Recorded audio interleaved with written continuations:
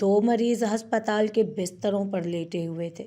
ایک شخص بیٹھنے کے قابل تھا، اس کا بستر کمرے میں موجود کھڑکی کے پاس تھا، جبکہ دوسرا شخص پورا دن اپنے بستر پر لیٹ کر گزارتا تھا۔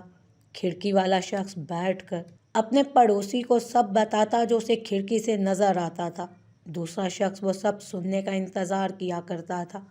کھڑکی سے ایک باغ نظر آتا تھا جس میں خوبصورت نہر بھی تھی ایک۔ اس نہر میں بچے کھلونا کشتیاں چلاتے تھے۔ منظر بہت دل فریب تھا۔ کھڑکی کے نزدیک والا برابر لیٹے ہوئے شخص کو تمام تفصیلات بتاتا اور لیٹا ہوا شخص تصور کی دنیا میں کھو جاتا۔ ایک دن نرس کمرے میں داخل ہوئی اور کھڑکی والے شخص کو مردہ پایا۔ دوسرے شخص نے اپنا بستر کھڑکی کے پاس لگانے کی فرمائش کی۔ نرس نے ایسا ہی کیا اور کمرے سے چلی گئی۔ اس شخص نے کونیوں کے بل بمشکل اٹھنے کی کوشش کی تاکہ کھڑکی سے جھانک سکے، لیکن اسے صرف دیوار نظر آئی۔ اس شخص نے نرس کو بلایا اور پوچھا کہ یہاں موجود مریض وہ سب کیسے دیکھ لیتا تھا جو وہ مجھے بتایا کرتا تھا۔ نرس نے بتایا کہ وہ شخص نابینا تھا اور یہ دیوار تک دیکھنے کے قابل نہیں تھا۔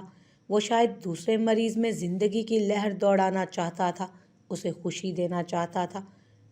اپنی تکلیف بھول کر دوسروں کو خوشی دینے سے بڑھ کر کوئی دوسری خوشی نہیں ہوتی۔ خوشی بانٹنے سے بڑھتی ہے۔